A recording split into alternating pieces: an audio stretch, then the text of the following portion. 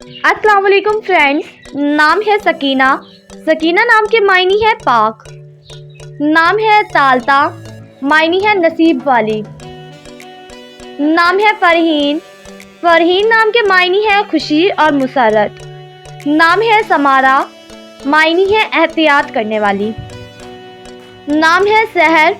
सहर नाम के मायनी है इब्तिदा और सुबह। नाम है सीबा। सीबा नाम के मायनी है पनाह देने वाली। नाम है फारिया।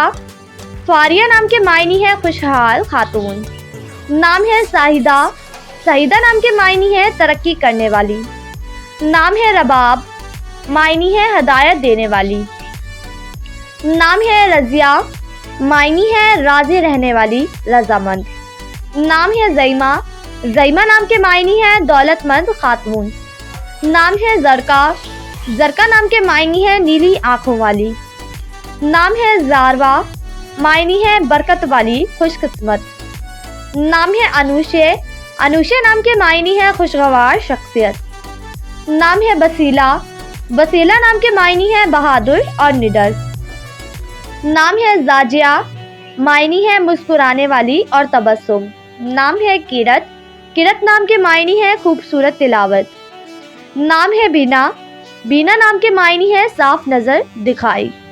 नाम है बरका। बरका नाम के मायनी है बरकतों वाली। नाम है जबरकान, मायनी है चौदहवीं का चांद और खूबसूरत।